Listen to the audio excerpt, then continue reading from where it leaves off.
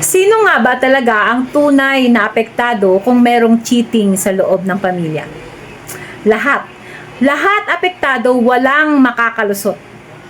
Una, asawang niloko. Siya ang pinaka-direct hit ng cheating. Pinakamatagal gumaling ang sugat na naranasan niya emotionally. Wasak ang tiwala sa tao, sa pag-ibig at sa sarili. May malaking insecurities na nagiging dahilan ng malaking epekto physically and mentally. Grabe. Dahil sa sobrang stress na napunta sa anxiety and depressions, ayun, naging magulo na ang buhay niya. Pangalawa, asawang nag-cheat. Akala niya masaya mga bet, hindi pala. May guilt na nararamdaman dahil kinakain na siya ng konsensya. Takot siyang mabuking, masira ang imahe at takot ng maiwan. Nawawala ang tiwala rin sa sarili. Pangatlo, mga anak. Sila ang mga silent victims ng cheating. Pinakamalungkot kahit wala naman silang kasalanan. Pero sila yung may pinakamalalim na sugat na dala-dala hanggang sa pagtanda. Sinisisi nila ang kanilang sarili dahil akala nila sila ang dahilan ng pag-aaway ng mga magulang nila. Nagkakaroon ng anxiety at takot na baka maiwan sila. Lumalaki silang akala nila normal lang ang cheating, pagsisinungaling at pagiging martyr. Kaya nagkakaroon sila ng trust issues sa iba. Meron silang malalim na galit sa magulang dahil hinahayaan lang ng magulang na masira ang family nila. Kaya masisira ang pag-aaral ng dahil lang sa trauma. Kawawa naman. Pang-apat, extended family both sides.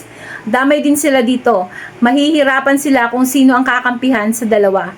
Kaya magkakaroon ng division ang relasyon ng bawat isa. Panglima, yung kabit o third party, kalain mo yung kasama ka pa. Laging number 2 ka lang. Tinatago, hindi pwedeng i-post, wala ang kasiguraduhan ng relasyon kung tatagal ba o hindi. May guilt din na nararamdaman kung may konsensya nga talaga siya. Alam niya kasing sumira din siya ng pamilya.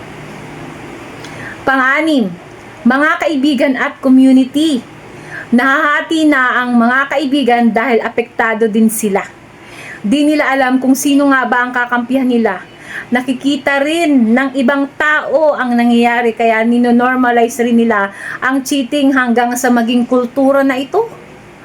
Oh my gosh. Pero ito lagi niyong tatandaan at lagi niyong itatatak sa inyong mga isip na ang bahay ay dapat pahingahan niya ng pamilya. Pero kapag may cheating, ang bahay ay nagiging war zone na. Wala nang peace of mind, respeto at masayang tahanan na binuo nyo. Ang magulang dapat ang role model ng mga anak at komunidad.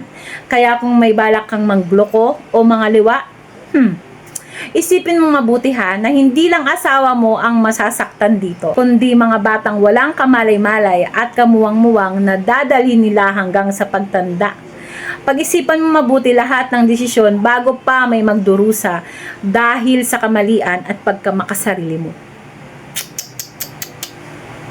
Kung nagustuhan nyo ang aking content, pa-share naman para makatulong sa iba. Maraming salamat po. May God bless you all.